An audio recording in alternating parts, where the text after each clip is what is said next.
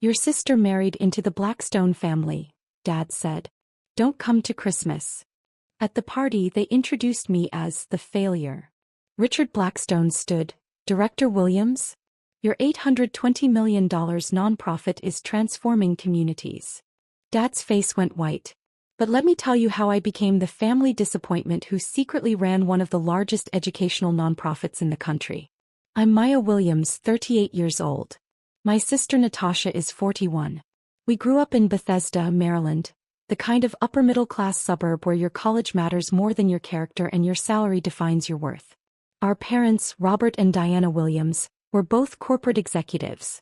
Dad was a VP at a pharmaceutical company. Mom was a marketing director. They lived for appearances, the right neighborhood, the right cars, the right country club membership. Natasha understood the assignment perfectly. She went to Princeton, got her MBA from Wharton, married a Goldman Sachs analyst named Derek. They had the American dream on paper. $2.3 house in Potomac, matching Range Rovers, annual trips to St. Bart's. I was the problem child. I went to UVA on a partial scholarship, not prestigious enough for Dad. I majored in social work, a poverty degree, Mom called it. After graduation, I worked for a small nonprofit helping kids in underserved communities access educational resources. Starting salary, $32,000. Maya's doing charity work. Mom would tell her friends the way you might say Maya's collecting garbage. Dad was more direct. When are you going to get a real job? This is a real job, I'd say. Real jobs have six-figure salaries. Real jobs have career trajectories. You're 23 years old making $30,000. That's not a career. That's a hobby. I didn't argue. I learned early that arguing with my father was like arguing with a brick wall. Painful and pointless. What my parents didn't know, what they never bothered to ask about, was that I was good at my work. Really good. Within 2 years I'd restructured our entire program model. Secured 3 major grants. Doubled our student enrollment. The executive director noticed. Maya, have you ever thought about leadership? I'm a social worker. I help kids.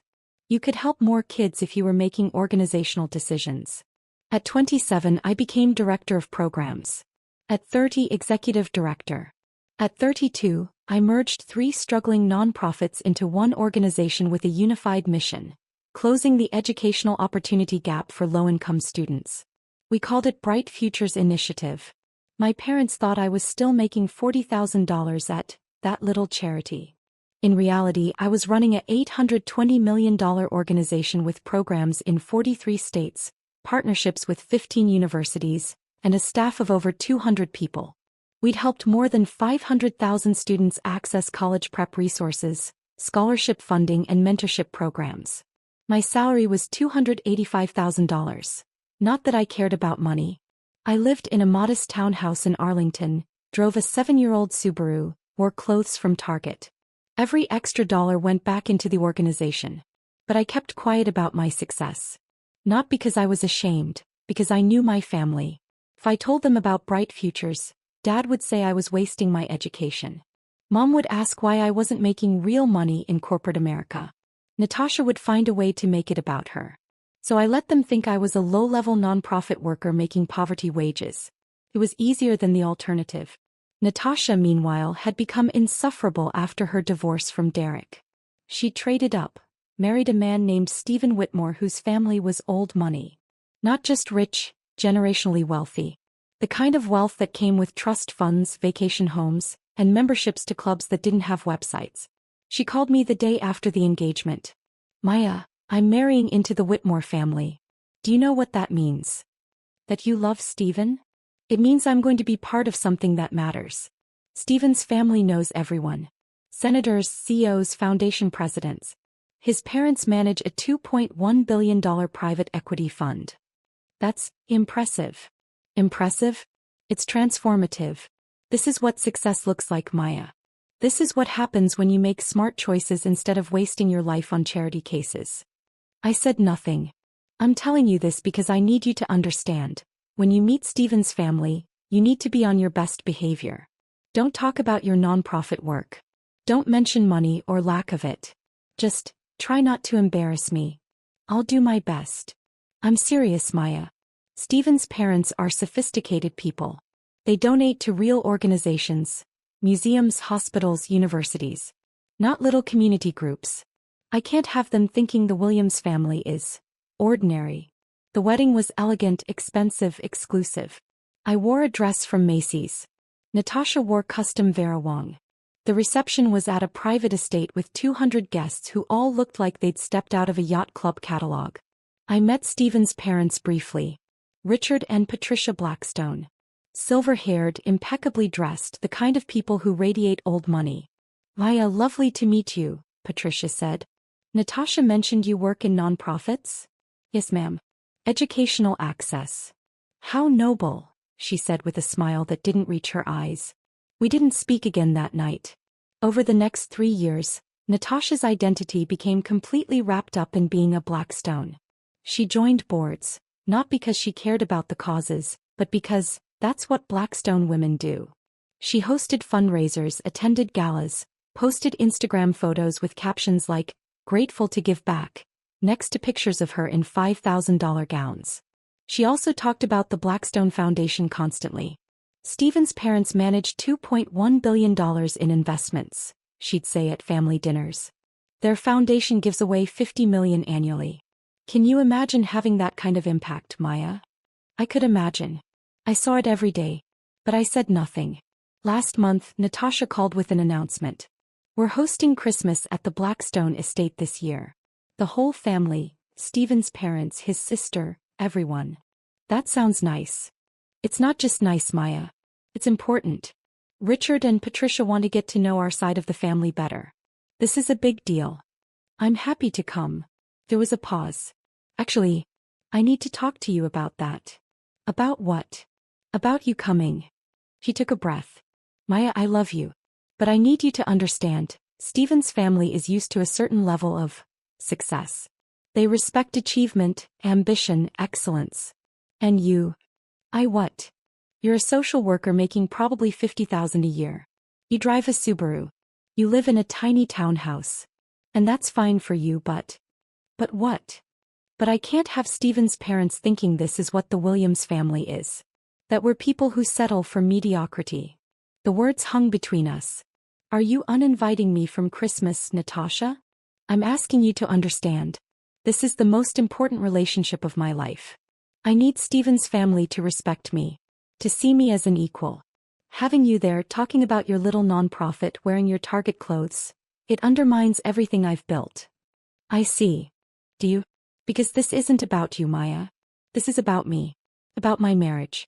About my place in this family. So I shouldn't come. I think that would be best. I hung up without saying goodbye. 2 days later, Dad called. Maya, your sister told me about Christmas. Did she? She's right, you know. The Blackstones are important people.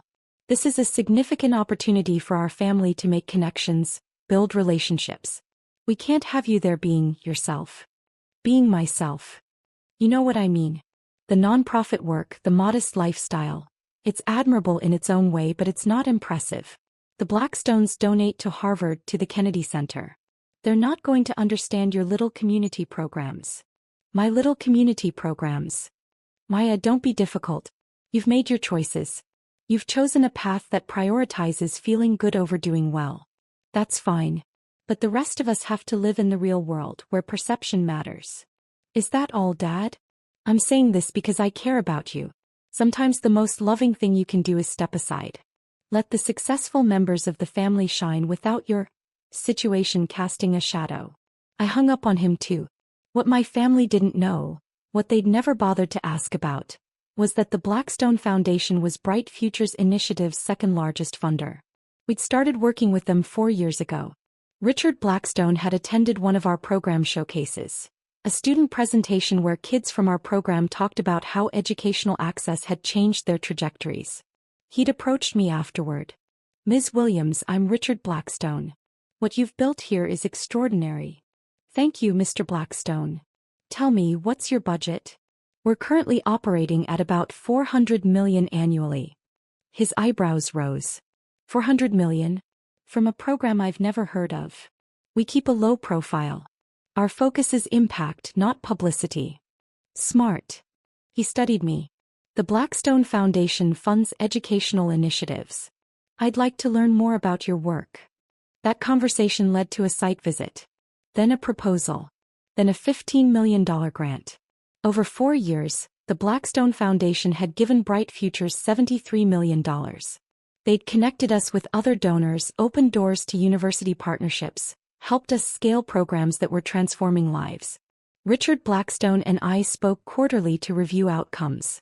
He told me repeatedly that Bright Futures was his foundation's highest impact investment. Patricia Blackstone served on our advisory board, though she attended meetings virtually and we'd never publicized her involvement per her request for privacy. When Natasha married Stephen, I'd wondered if I should mention the connection. Decided against it. My work didn't need to be currency in family politics. But after being uninvited from Christmas, something shifted. I wasn't angry. I was tired. Tired of being invisible. Tired of being the family embarrassment. Tired of watching Natasha build an identity around money and connections while I actually did the work she pretended to care about. I called Richard Blackstone's office. His assistant put me through immediately. Maya, good to hear from you. I was just reviewing your Q4 impact report. The college enrollment numbers are remarkable. Thank you, Richard. I'm actually calling about something personal. Oh. I understand you're hosting Christmas this year. That my sister and her family will be there. Yes, Stephen mentioned his in-laws would join us. I'm looking forward to meeting them properly. I took a breath. Richard, I need to tell you something. Natasha is my sister. Stephen is my brother-in-law. Silence. Your sister, he repeated slowly. Natasha Whitmore is your sister. Yes. Does she know about your work? About Bright Futures? No. My family thinks I'm a low-level social worker making about $50,000 a year. Why would they think that? Because I've never corrected them. And they've never asked. More silence. Then, Maya, forgive me for being direct, but why are you telling me this now? Because Natasha uninvited me from Christmas. She said my presence would embarrass her in front of your family. That my little nonprofit and my modest lifestyle would make the Williams family look mediocre. I see. His voice had gone very quiet. And your parents? Agreed with her. Said I should step aside and let the successful family members shine. The successful family members, he repeated. The woman who runs an $820 million organization that we consider our foundation's highest impact investment is being excluded for not being successful enough. Yes. That's. He stopped. Maya, what do you want from me? Nothing. I just thought you should know that we're related. In case it comes up. In case it comes up, he said. Maya, would you like to come to Christmas? Richard, I don't want to create drama. You wouldn't be creating it. You'd be revealing it. There's a difference. He paused. Patricia and I would be honored to have you as our guest. The woman who's helped us deploy $73 million to change 500,000 lives deserves a seat at our table. Natasha will be furious. Natasha, he said carefully, needs to learn that success isn't about who you marry. It's about what you build. I arrived at the Blackstone estate on Christmas Eve at exactly 6 p.m. The house was stunning. A sprawling colonial on 20 acres in McLean, Virginia. Old money beautiful, not new money flashy. I wore a simple black dress, still Target, but it fit well and looked appropriate. I carried a bottle of wine and homemade cookies from my favorite bakery. A valet took my Subaru keys without judgment. Richard Blackstone opened the door himself. Why? Welcome. Richard. Thank you for having me. Thank you for coming. Patricia is eager to finally meet you in person. He led me into a living room decorated with understated elegance. Real tree, classic ornaments, nothing gaudy. About 15 people mingled with cocktails. I saw Natasha immediately. She was holding court near the fireplace, wearing a designer dress that probably cost more than my car. Stephen stood beside her looking polished and attentive. My parents were there too. Dad in his country club blazer, Mom in pearls and a forced smile. Natasha saw me. Her face went white then red. She crossed the room in 6 angry strides. What are you doing here? Richard invited me. Richard? Mr. Blackstone invited you? Why would he? She looked around frantically. You need to leave. No. Before his parents see you. I'm not leaving. Maya, I swear to God if you embarrass me. Natasha. Richard's voice cut through her panic. I invited your sister. She's welcome in my home. Natasha turned to him, forcing a smile. Mr. Blackstone, I'm so sorry. There's been a misunderstanding. Maya wasn't supposed to. There's no misunderstanding. Maya and I are colleagues. I wanted her here. Colleagues. Natasha's confusion was genuine. What do you mean, colleagues? We work together. She runs the educational nonprofit My Foundation funds. Natasha laughed nervously. No, Maya works for a small community group. She's a social worker. I'm executive director of Bright Futures Initiative, I said quietly. We're an $820 million organization operating in 43 states. The Blackstone Foundation has funded our work for 4 years. The color drained from her face. My father appeared at her elbow. What's going on? Dad, this is Richard Blackstone, Natasha said weakly. Stephen's father. Dad extended his hand, his sales smile in place. Robert Williams. Pleasure to finally meet you properly. I understand your foundation does remarkable work. We try, Richard said. Though we're only as effective as the organizations we fund. Like Bright Futures Initiative. Are you familiar with Maya's work? Dad's smile faltered. Maya's work. Your daughter's nonprofit. The one transforming educational access for 500,000 students. I think there's some confusion, Dad said. Maya works for a small nonprofit. Entry-level position. Entry-level, Richard repeated. Robert, your daughter is the executive director of one of the most effective educational nonprofits in the country. She's built an organization that serves more students than most state education departments. Mom had joined us now, sensing trouble. Mr. Blackstone, Maya is very dedicated to her charity work, but I think you might be confusing her with someone else. I'm not confused. Richard's voice was firm. I've worked with Maya for 4 years. I've visited her programs, reviewed her outcomes data, watched her present to our foundation board. She's brilliant, strategic, and has accomplished more before 40 than most executives do in a lifetime. The room had gone quiet. Everyone was watching. Natasha found her voice. That's impossible. Maya doesn't, she can't, she makes $50,000 a year. I make $285,000, I said calmly. Plus benefits. My organization's operating budget is $820 million. We've helped 500,000 students. We have partnerships with 15 universities and programs in 43 states. You're lying, Natasha whispered. I'm not. But you never said, you let us think. You never asked. You assumed I was a failure because I didn't work in corporate America. You assumed I was poor because I drive a Subaru. You never once asked about my actual work. Patricia Blackstone appeared beside her husband. Maya, so good to finally meet in person. Our advisory board meetings don't do you justice. Natasha's mouth fell open. Advisory board? Patricia serves on Bright Futures Advisory Board, I explained. Though we keep her involvement private per her preference. Mom made a small sound. Dad just stared. Stephen, who'd been silent until now, spoke up. Natasha, you told me Maya worked at a community center. I thought she did. You thought or you wanted to think? Patricia's voice was gentle but pointed. Did you ever ask her about her work? Visit her organization? Show interest in what she does? Silence. Maybe we should sit down, Richard suggested. Dinner will be ready soon. The dining room table sat 20.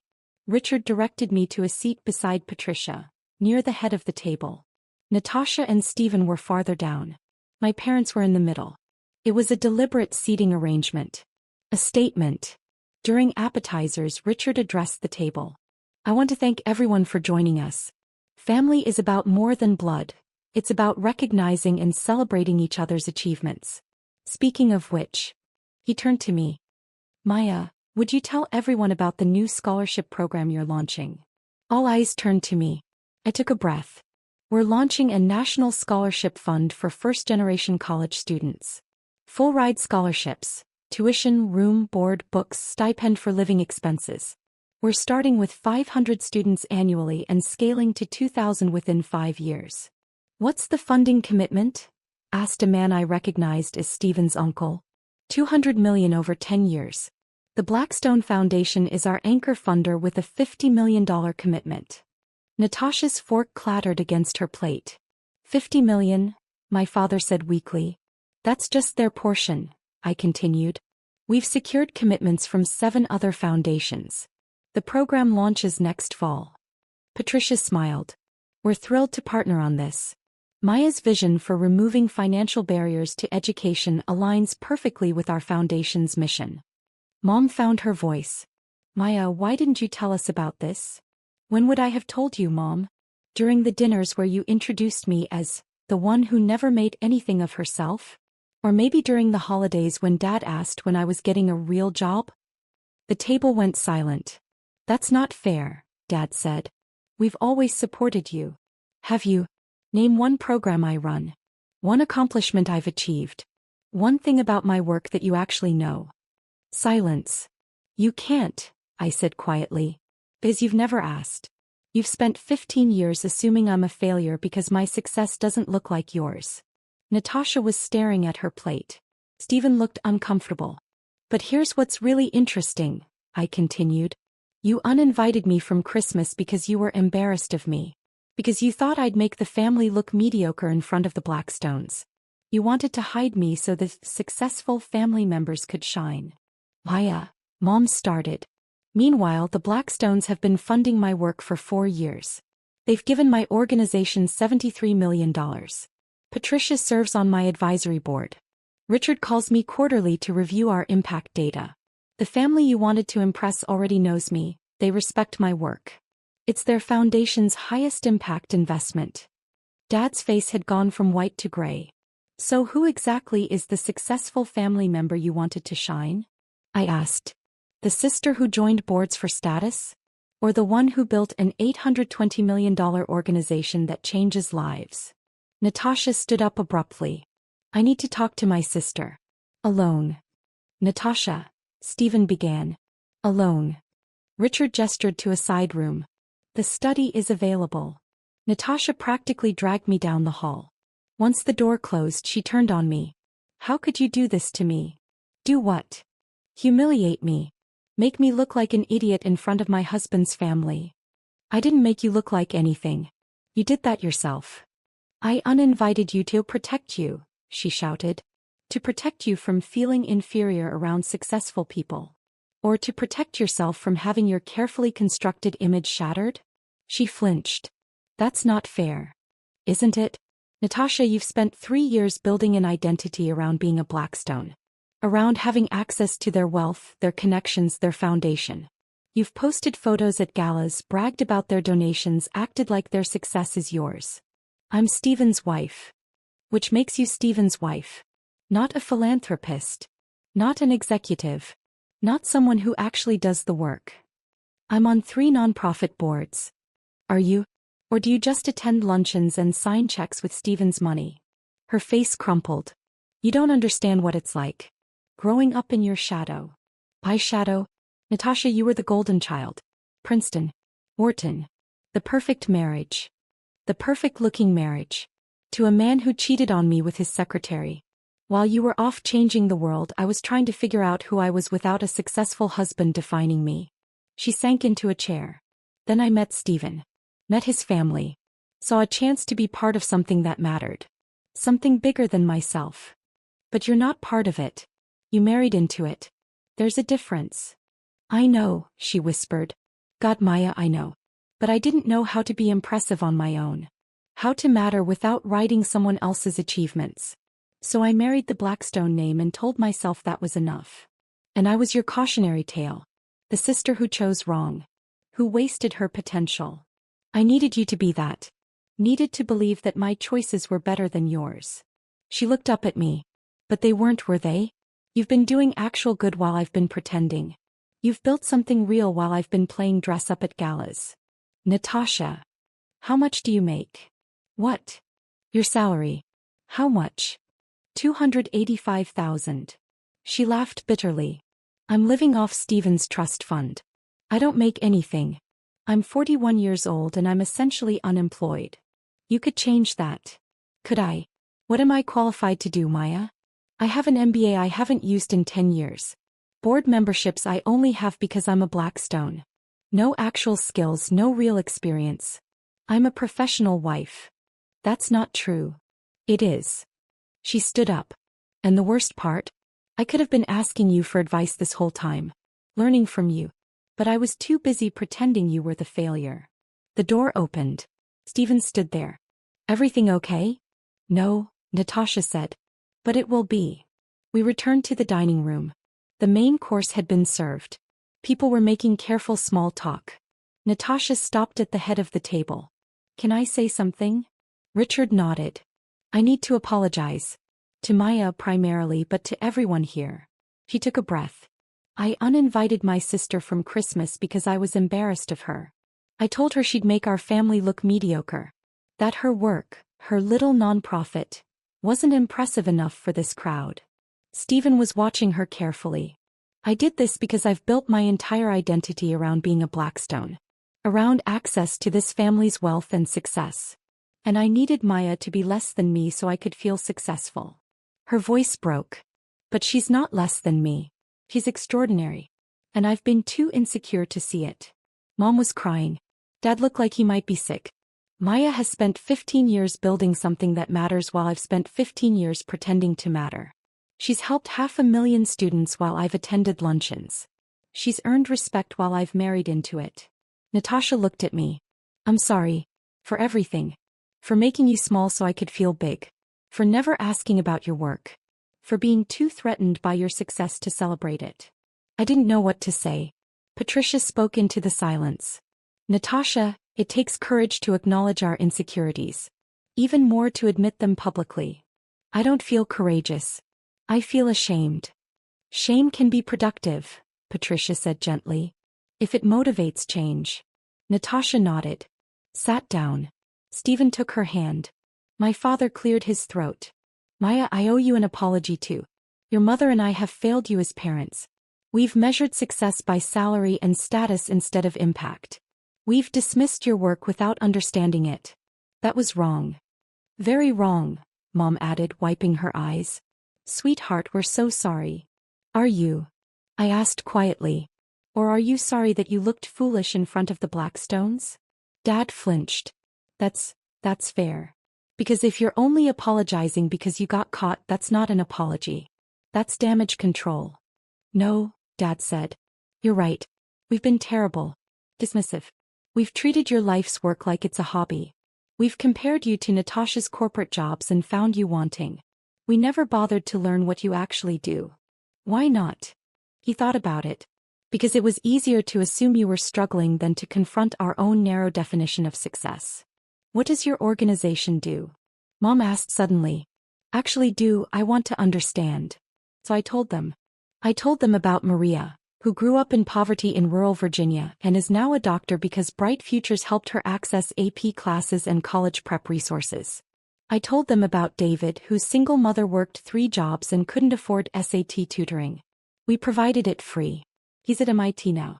I told them about our college success coaches who help first-generation students navigate financial aid, about our scholarship programs, about partnerships that provide free textbooks and laptops. I told them about the 500,000 students whose lives had changed because we believed education should be accessible regardless of zip code or income. By the time I finished, Mom was crying again. Dad looked stricken. $820 million, he said quietly. You're responsible for $820 million. I'm responsible for 500,000 students. The money is just the tool. Richard raised his glass. To Maya Williams, who understands that true success is measured in lives changed, not dollars accumulated. Everyone raised their glasses, except Natasha, who was staring at her plate. Natasha, Stephen said gently. She looked up, raised her glass. To my sister. Who's everything I pretended to be. After dinner, Patricia pulled me aside. Walk with me. We went to the conservatory, a beautiful glass room full of plants and comfortable seating. You handled that with remarkable grace, she said. Did I? I feel like I dropped a bomb. You revealed the truth. The bomb was already there, you just made it visible. She settled into a chair. Richard and I have been concerned about Natasha. Concerned how? She joined our foundation's gala committee last year. We were pleased, thought she genuinely cared about our work. But over time, we realized she was more interested in the social aspects than the actual mission. She never asked about outcomes, never engaged with the substance. Just wanted her photo taken with donors. That sounds like Natasha. We've seen it before. People who marry into philanthropic families but never do the work. They attend events, serve on boards, put their names on donor walls. But they don't understand what we do or why it matters. She's trying, I offered. Is she? Or is she trying to maintain her image? Patricia studied me. Maya, can I be frank? Of course. Natasha reminds me of who I was at her age. Beautiful, connected, married to wealth. I sat on boards because Blackstone wives sat on boards. I hosted fundraisers because that's what was expected. I never asked why. What changed? I visited a program we funded. Saw actual children whose lives were changed by our investment. Met a girl who reminded me of my daughter. Same age, same intelligence, but born into poverty instead of privilege. That girl changed my perspective. What happened to her? She graduated from Yale. She's a pediatrician now. Works in underserved communities. Patricia smiled. I still get Christmas cards. Her daughter just turned 5. That's beautiful. It's meaningful. And it taught me that philanthropy without engagement is just vanity. She looked at me directly. Your sister needs to learn that lesson. The question is whether she's capable of learning it. I think she is. Maybe. I hope you're right. For her sake more than ours. Patricia stood. Richard and I want to increase our commitment to bright futures. 73 million has been transformative, but we can do more.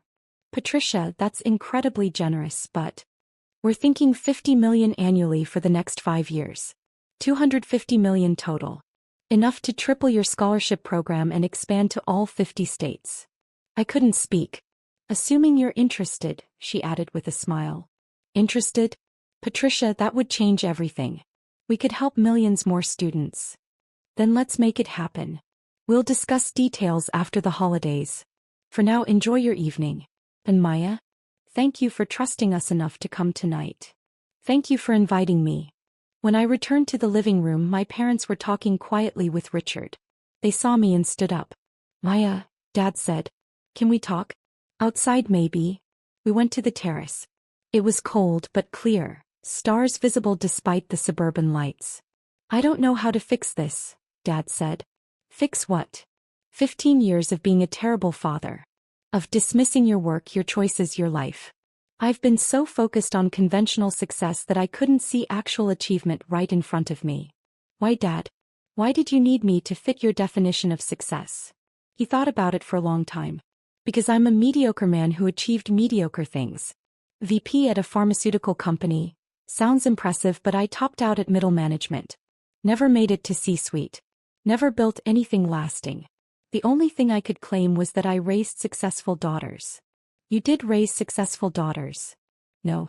I raised one daughter who chose conventional success and one who chose meaningful success. I celebrated the first and ignored the second because... He trailed off. Because what? Because your success highlighted my failure. You built something that matters. Something that will outlive you and change lives for generations. What have I built? A comfortable retirement and a country club membership. Mom took his hand. Robert. It's true, Diana. We've been living vicariously through our daughters' achievements instead of being proud of our daughters themselves. Natasha's success made us feel successful. Maya's success made us feel inadequate. So you dismissed it, I said quietly. Yes. He looked at me. I'm sorry. Truly sorry. Not because I looked foolish tonight, but because I've wasted 15 years being proud of the wrong things. What will you tell people now? I asked. When they ask about your daughters? He smiled sadly. The truth. That Natasha is figuring out who she is beyond her marriage. And that Maya runs one of the most effective educational nonprofits in the country. That I'm proud of one daughter for her courage and the other for her impact. That's a start, I said. Mom hugged me. I want to visit your organization. See what you've built. Would that be okay? I'd like that. I stayed at the Blackstone estate until midnight. We played board games, drank wine, Talked about everything except the elephant we'd addressed at dinner.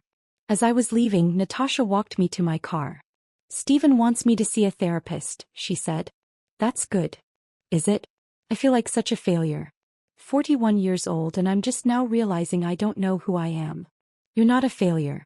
You're figuring it out. There's a difference." "Maya, can I ask you something?" "Sure." "How did you know? That your work mattered?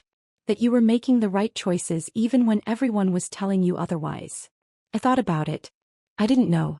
I just knew that the alternative, living someone else's definition of success, felt like dying slowly. I think I've been dying slowly for 20 years. Then stop. Choose differently." "How?" "Start by asking yourself what you care about. Not what looks good on Instagram. Not what impresses people. What actually matters to you." She was quiet for a long moment. "I don't know." "Then figure it out. You have time." "Do I? I'm 41. I'm 38. I didn't become executive director until I was 30. You have decades to build something meaningful. Will you help me?" "Help you how?" "I don't know. Can I volunteer at your organization?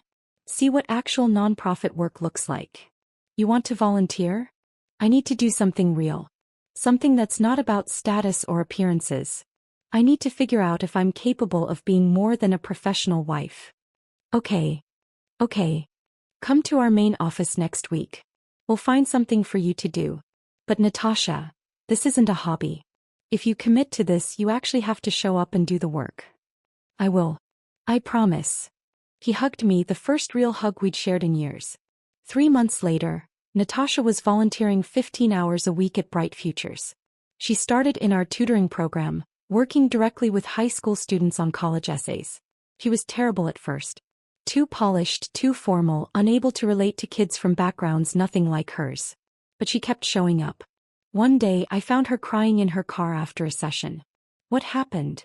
"One of my students, Maria, she wrote about her mother dying of cancer. About watching her siblings while her father worked night shifts. About not having anyone to help her with homework or college applications." Natasha wiped her eyes. "She's 17 years old and she's been raising her family for 3 years. And she apologized for her essay being too depressing." "What did you tell her?" "I told her it was the most powerful thing I'd ever read. That any college would be lucky to have her." She looked at me. "Maya, I've wasted so much time on things that don't matter. While kids like Maria are fighting just to survive, I've been worried about whether my dress was impressive enough for a gala. But you're here now. That matters." "Does it?" "I'm a 41-year-old woman who needs to learn basic human decency from teenagers." "No. You're a 41-year-old woman who's choosing to learn. Who's choosing growth over comfort. That takes courage." She started crying again. "I don't feel courageous. I feel ashamed." "Good. Let that shame fuel change instead of paralysis." 6 months after Christmas, the Blackstone Foundation increased their annual commitment to $50 million, just as Patricia promised. With that funding, we tripled our scholarship program, expanded to all 50 states, and partnered with 20 more universities. We also launched a new initiative, a leadership program for career changers who wanted to transition into nonprofit work. Natasha was our first participant. She took a 60% pay cut from her board member stipend to join our team as a program coordinator. She worked on college access initiatives, coordinated with university partners, and mentored students. She was surprisingly good at it. "Turns out," she told me over coffee one day, "I'm good at logistics and relationship management." Who knew that corporate skills could transfer to actual meaningful work? Anyone who was paying attention. "Shut up." She smiled. "But seriously, thank you. For not giving up on me. For letting me volunteer even after I was such a nightmare." "You weren't a nightmare. You were lost." "I was a nightmare who was lost." She paused. "Steven's proud of me. Real pride, not performative pride. He says I'm more myself now than I've been in years." "Are you?" "I think so. I'm making $60,000 a year instead of living off a trust fund. I'm working with kids who think Chipotle is expensive instead of attending galas at the Ritz. And I'm happier than I've been in 2 decades. Good. Also, Mom wants to volunteer. She keeps asking about opportunities to help with fundraising." "Really?" She's serious. She's been telling everyone at the country club about my daughter who runs the $820 million nonprofit. You've become her new bragging point. I laughed. Better than being the family embarrassment. You were never an embarrassment. We were just too insecure to see your success for what it was. My phone buzzed. A text from Richard Blackstone. Board meeting next week. Patricia wants to propose new funding model for leadership program. Your sister is impressive. Well done. I showed Natasha the text. Your sister is impressive, she read. Wow. You're impressive. You're doing the work. I'm trying. That's all. She looked at me. Maya, can I ask you something? Always. Why did you let us think you were a failure for so long? Because it was easier than fighting. Easier than trying to make you see me differently. I thought if I just lived my life quietly, did my work without recognition, that would be enough. Was it? No. It was lonely. But it was survivable. I'm sorry it had to be survivable. It should have been celebrated. It is now, I said. That's what matters. 1 year after that Christmas dinner, our family gathered at my townhouse, the one they thought was sad and tiny. It's a 3-story historic row house with original hardwood floors, a chef's kitchen I never use, and a rooftop deck with views of the Potomac. This is your apartment? Mom said. Townhouse. I bought it 7 years ago. It's beautiful. Thank you. We had dinner, catered because I can't cook. We talked about Bright Future's latest expansion, about Natasha's program coordination work, about Dad's retirement plans. At one point Dad raised his glass. To Maya, who showed us that success isn't about salary or status. It's about impact. And who changed more lives in 15 years than most people do in a lifetime. And to Natasha, Mom added, who had the courage to change course and find meaningful work. And to us, I said, for figuring out how to be a family that celebrates actual achievement instead of performed success. We clinked glasses. Later, as everyone was leaving, Natasha hung back. Thank you, she said. For what? For that Christmas dinner. For letting Richard Blackstone reveal the truth. You could have kept hiding. Could have let me keep embarrassing myself. Instead, you showed me what I needed to see. You're welcome. I'm glad you're my sister, Maya. The successful one.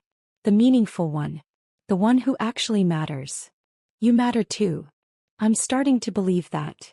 He hugged me. I'll see you Monday at the office? One day. I watched my family leave. Mom and Dad in their country club best. Natasha in jeans and a Bright Futures t-shirt. All of them different than they'd been a year ago. My phone buzzed. A text from Richard. Patricia and I were just discussing. How would you feel about joining the Blackstone Foundation board? We need voices that understand impact over optics. I smiled. Typed back, I'd be honored. Thank you. He replied immediately, thank us? Maya, you've taught us more about meaningful philanthropy than we've taught you. The honor is ours. I set my phone down and looked around my sad little townhouse. My beautiful home that I'd earned, bought, and filled with a life I'd built on my own terms. I thought about that Christmas dinner. About the look on Dad's face when Richard Blackstone called me Director Williams. About Natasha's wine glass shattering. I thought about 15 years of being invisible, dismissed, treated like the family failure. And I thought about how good it felt to finally be seen. Not because I'd proven them wrong, though I had. But because I'd proven myself right. Success isn't about who you marry or what you earn or how you look on Instagram. It's about the work you do, the lives you change, the meaning you create. And by that measure I'd been successful all along. They just hadn't been looking. The end.